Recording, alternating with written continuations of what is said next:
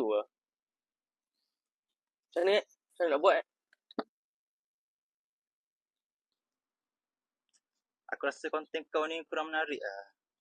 Kalau kau nak viewer kau naik, kau kena hypekan sikit. Contohlah, aku kata kau buat video yang provokasi, kontroversi. Confirm akan meletup tu.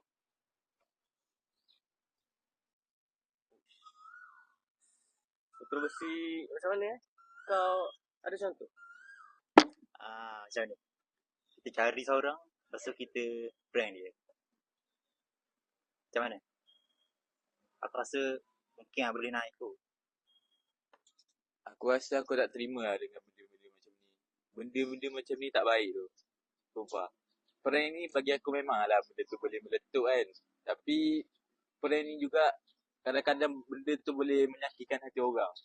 Tak kasihan ke orang tu kena dengan benda-benda macam tu. Sakit juga hati kalau rasa kalau aku yang kena. Tak ada.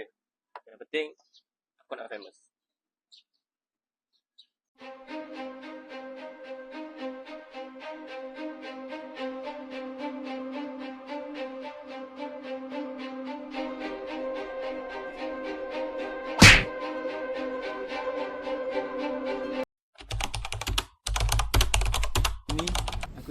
Pagi ni aku nak prank seorang ni yang nampak belakang ni. Aku akan prank dia, aku nak sembuh air ni kat kepala dia.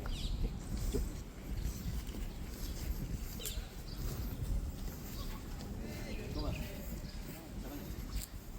Anda buat apa ni? Saya nak interview sikit. Sambung ayat ni. Comel ke langit? Comel? Kalau dia? Dia cantik. Okay, cuba kau tengok lagi.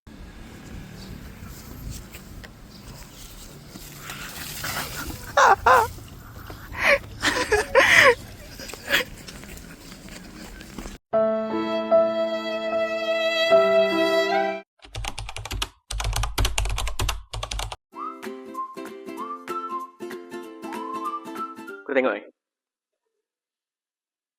video kita semalam. Dah viral tu. Siap tak? Ya, ni semua cadangan kau. Baik siap. Lepas ni aku jadi famous. Ramai tu.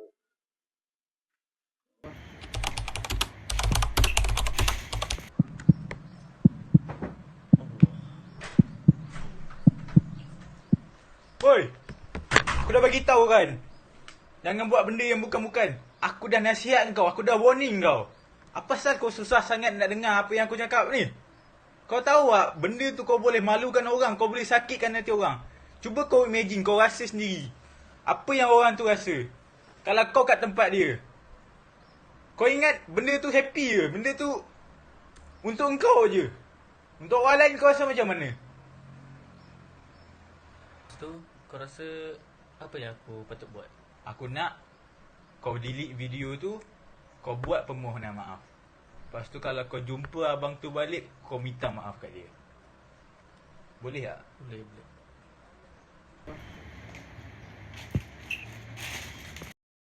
Hei, mana anak aku ni lama betul. Lewat dah ni. Hei. Oh ni pun. Apa? Hei. Kamu buat apa? Buat video prank-prank macam tu. Elok ke? Ada manfaat tak video macam tu? Memanglah dapat view tinggi. Tapi ada manfaat tak? Payah tak ada kan? Populariti yang dimina tanpa akhlak ni akan hancurkan diri kamu sendiri. Kamu faham tu? Lepas ni jangan buat lagi ya. Ya Allah.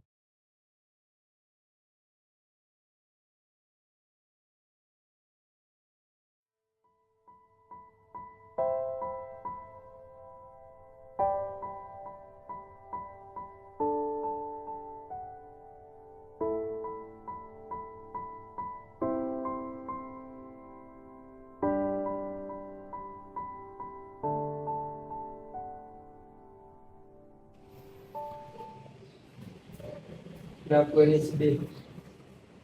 Sabar ya. Biasalah dalam kehidupan ni, kadang kita di atas, kadang kita di bawah.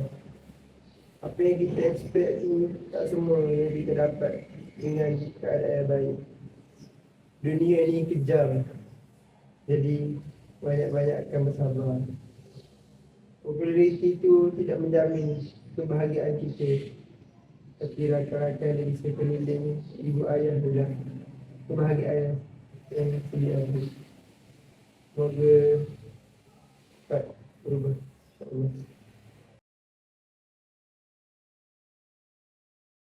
Secara keseluruhannya, isu penyingkiran etika dalam masyarakat digital menunjukkan bahawa kemajuan teknologi tanpa panduan falsafah dan moral boleh membawa kepada pelbagai masalah seperti provokasi agama dan kaum, buli cyber, penyebaran maklumat palsu serta kemerosotan nilai kemanusiaan.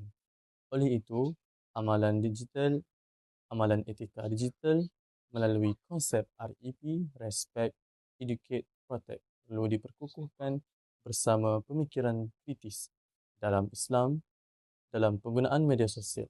Selaras dengan refleksi yang dibincangkan, nilai-nilai falsafah Islam yang diketengahkan oleh Imam Al-Ghazali seperti ikhlas, amanah, siddiq, bertanggungjawab dan menjaga akhlak perlu diamalkan dalam setiap interaksi digital.